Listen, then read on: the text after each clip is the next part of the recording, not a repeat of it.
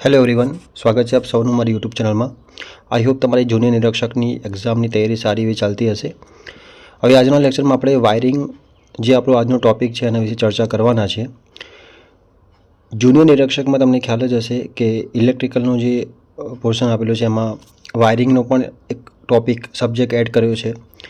તો વાયરિંગમાં આજે આપણે ઇન્ટ્રોડક્શન અને કેટલાક ફેક્ચ્યુઅલ જોવાના છે. નેક્સ્ટ લેક્ચરમાં આપણે વાયરિંગના ટાઈપ્સ એમાં ડિટેલમાં જોઈશું. તો તમને ખ્યાલ જ હશે, અહીંયા જોશું કહે છે અહીંયા કે જ્યારે આપણે ઇન્ટરનલ વાયરિંગ કરીએ, ઘરનું જે વાયરિંગ હોય છે તમને ખ્યાલ જ છે એ પેરેલલ કનેક્શન હોય છે આપણા ઘરમાં. ક્લિયર છે? તો જે ઇન્ટરનલ વાયરિંગ હશે એમાં આપણે લાઇટ્સ, ફેન છે, પંખા છે, હીટર્સ, બરાબર, એમાં જે સોકેટ હોય છે 5 એમ્પિયરથી લઈને 15 એમ્પિયર સુધીની સોકેટ હોય છે. ક્લિયર છે? હવે તમને ખ્યાલ જ હશે કે આપણા અત્યારે હાલ જે સી ટાઈપના જે ચાર્જર હોય છે એનો વાયર તમે જોયો હશે, બરાબર. એનો ડાયામીટર પણ ખૂબ જ વધારે હોય છે કારણ કે એમાં અલગ અલગ પ્રકારના લેયર હોય છે. ક્લિયર છે? એની વાત આપણે આગળ કરીશું. પણ એમાં જે કરંટનો જે પ્રવાહ હોય છે એ લગભગ 2.5 એમ્પિયરથી 3 એમ્પિયરનો પ્રવાહ હોય છે. ક્લિયર છે? એટલા માટે એમાં અલગ અલગ પ્રકારના લેયર રાખવામાં આવે છે જેનાથી વાયર જે છે મેલ્ટ ના થઈ જાય. ક્લિયર છે? તો અહીંયા તમે જુઓ, અહીંયા વાત કરી છે ઇલેક્ટ્રિકલ વાયરિંગની. Installing electrical points for the above call એને ઇન્ટરનલ વાયરિંગ કહીશું. જે ઘરનું જે વાયરિંગ હોય છે એમાં 5 એમ્પિયરથી લઈને 15 એમ્પિયર સુધીની જે સોકેટ લગાવવામાં આવે છે. ક્લિયર છે? તમને ખ્યાલ જ હશે, જો ગીઝર હશે તો એમાં લગભગ 15 એમ્પિયરની પણ હોય છે socket. Clear? The internal wiring consist of light, fan, power circuits. The wiring of the circuit should B separate. અલગ અલગ પ્રકારની સેપરેટ વાયરિંગ હોય છે. ક્લિયર છે? અને અલગ અલગ પ્રકાર પણ હોય છે. ક્લિયર છે? જેમાં તમે જોયું હશે કે ડિસ્ટ્રીબ્યુશન બોર્ડ સિસ્ટમ હોય છે, ટ્રી સિસ્ટમ હોય છે. ક્લિયર? એની પણ આપણે વાત કરવાના છે. ચલો આગળ વાત કરીએ. મોસ્ટ ઇમ્પોર્ટન્ટ છે કે રૂલ્સ સૌથી પહેલાં તમને ખ્યાલ હોવા જોઈએ. હવે રૂલ્સ જ ખ્યાલ નહીં હોય તો તમે જેમ તેમ વાયરિંગ કરશો, ઘરનું કરશો અથવા ઇન્ડસ્ટ્રીનું કરશો, ત્યારે ઘણી બધી ઘટના બનવાના ચાન્સીસ છે. ક્લિયર છે? શોર્ટ સર્કિટ પણ થઈ જાય જો તમે સારી રીતે વાયરિંગ ન કર્યું હોય તો એના રૂલ્સ પણ હોય છે. એ રૂલ્સ પ્રમાણે તમારે વાયરિંગ કરવાનું હોય છે. તો રૂલ્સ કયા પ્રકારના હોઈ શકે?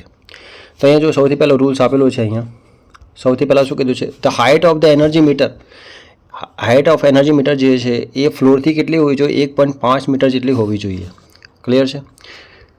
આ એના જનરલ રૂલ્સ ઓફ વાયરિંગ છે. જો આ રૂલ્સ વાયરિંગના છે, પાવર વાયરિંગ જે હશે એ અલગ પ્રકારનું હશે, એના પણ રૂલ્સ અલગ હશે.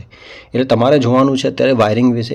જે ઇન્ટરનલ વાયરિંગ હોય છે એમાં રૂલ્સ કયા કયા પ્રકારના હોઈ શકે. બીજું જે છે the main switch and distribution board એ ઇન્સ્ટોલ કરીશું just after the energy metre.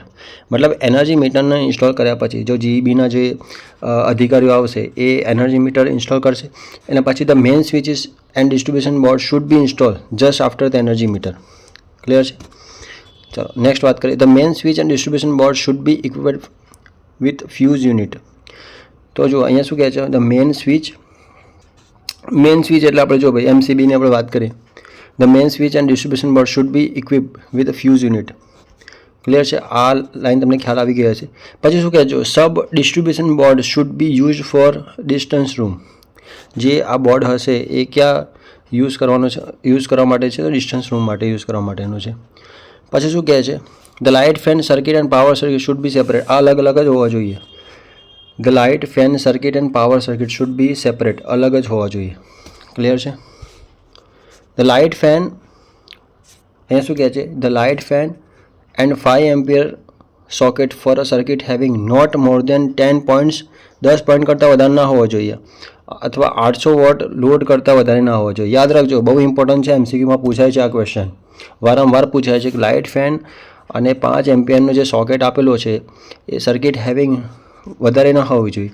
કેટલાથી કેટલા પોઈન્ટથી વધારે ના હોવી જોઈએ? 10 પોઈન્ટથી વધારે ના હોવું જોઈએ અને 800 વોટ લોડ કરતાં વધારે ના હોવી જોઈએ. આગળ વાત કરીએ. The power circuit should not have more than, જે પાવર સર્કિટ હશે એ 15 એમ્પિયર કરતાં વધારે ના હોવી જોઈએ. ઓર લોડ એક્સિડિંગ કેટલા? 3000 વોટ કરતાં વધારે ના હોવું જોઈએ. કોની વાત છે? પાવર સર્કિટની વાત છે આ. ક્લિયર. આગળ વાત કરીએ. જો આ રૂલ્સ તમને ખ્યાલ હશે ને તો રૂલ્સ પરથી પણ કેટલાક ફેક્ચ્યુઅલિટી એક્ઝામમાં પૂછાઈ જતા હોય છે. એનાથી તમને આઈડિયા આવશે કે કયું આમાંથી જે સ્ટેટમેન્ટ આપેલું છે કયું સાચું છે ને કયું ખોટું છે. The minimum size of conducting wire for internal wiring installation should be કેટલા એમએમનો હોવો જોઈએ? 1 mm સ્ક્વેરનો હોવો જોઈએ. યાદ રાખજો કેટલા 1 mm સ્ક્વેરનો હોવો જોઈએ ફોર કોપર કંડક્ટર. જો આપણે કોપર કંડક્ટરનો યુઝ કરીએ છીએ કેમ કે એની કન્ડક્ટિવિટી ખૂબ જ સારી હોય છે. અને શું કીધું છે એલ્યુમિનિયમનો જે છે ને એ 1.5 mm હોવો જોઈએ કેમ કે એલ્યુમિનિયમ જે છે એકચ્યુઅલી એનો વેટ જે હોય છે ને લાઇટ વેટ હોય છે અને એ એરોપ્લેનમાં યુઝ થતું હોય છે એનો. ક્લિયર છે. તો આપણે અહીંયા સમજવા જેવી બાબત શું છે કે જ્યારે કોપરની વાત હોય ત્યારે 1 mm સ્ક્વેર જેટલો હોવો જોઈએ અને વાત હોય એલ્યુમિનિયમ કંડક્ટરની તો 1.5 mm સ્ક્વેરનો હોવો જોઈએ. ચાલો આગળ વાત કરીએ. While wiring the gap between wall plug કેટલો રાખવો જોઈએ? તો કેટલા સેન્ટીમીટરનો રાખવો જોઈએ? તો અહીંયા તમે જુઓ 30 થી 45 સેન્ટીમીટરનો હોવો જોઈએ. બિટવીન કેટલા 30 થી 45 સેન્ટીમીટરનો હોવો જોઈએ. ત્યાર પછી શું કહે છે the horizontal run of wiring in light fan circuit should B kept at least કેટલા મીટર અબવ હોવું જોઈએ ફ્લોરથી? તો 3.5 મીટર, 3.5 મીટર અથવા 0.5 metre below the ceiling fan if the ceiling fan is more than 4 metre height. Clear છે. ત્યાર પછી આપણે વાત કરીએ આગળ. The horizontal run of wiring of the power circuit should be at height કેટલી હોવી જોઈએ? 2.5 metre from the floor. The distance between the batten wiring. જો અલગ અલગ પ્રકારના વાયરિંગ આવશે, વાયરિંગ સિસ્ટમ અલગ છે, આપણે ચર્ચા કરીશું. Batten wiring clip should be કેટલા સેન્ટીમીટરની હોવી જોઈએ? 10 centimetre in horizontal runs and vertical લાઇન્સમાં કેટલી હોવી જોઈએ? તો 15 સેન્ટીમીટર જેટલી હોવી જોઈએ. ક્લિયર છે. આઈ હોપ તમને ક્લિયર થઈ ગયું હશે. નેક્સ્ટ વાત કરીએ. બધા જે મેટલના પાર્ટ્સ હશે of appliance 1 pin of 3 pin socket must be તમારે શું કરવાનું રહેશે? અર્થ કરવાનું રહેશે. નેક્સ્ટ વાત કરીએ. The height of the light point from the floor should be કેટલા હોવો જોઈએ? 2.5 મીટર જેટલો હોવો જોઈએ. ક્લિયર છે. નેક્સ્ટ વાત કરીએ. Height of 50 ampere socket switch board switch should be શું કહે છે? 1.5 metre from the floor. Clear છે. આ તમે 1 થી 2 વાર વાંચો ત્યારે તમને યાદ રહેશે. ચાલો આગળ વાત કરીએ. પછી જો અહીંયા શું કહે છે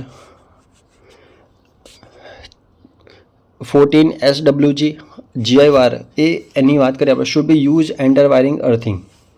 યુઝ ઇન એન્ટાયર વાયરિંગ આ અર્થિંગ માટે એનો યુઝ થાય છે. પછી શું કહે છે as for a possible switch board should be install on the right side while entering the road. Right side તમારે લગાવવાનું રહેશે. The switch board should be install 0.5 metre away from the door. પછી અહીંયા જો કંઈ અહીંયા શું કહે છે કે પોર્સેલિનની જે પાઇપ છે must be use for routing batten wiring through a wall. તો તમારે આ પોર્સેલિનની પાઇપ તમારે યુઝ કરવાની રહેશે. એની થિકનેસ વોલ થિકનેસ કેટલી હોવી જોઈએ? શુડ બી યુઝવલી કેટલી હોવી જોઈએ? 25 સેન્ટીમીટર જેટલી હોવી જોઈએ. The height of the socket in the bathroom should be કેટલા મીટર ફ્રોમ ધ ફ્લોર હોવું જોઈએ? તો 1.3 મીટર ફ્રોમ ધ ફ્લોર.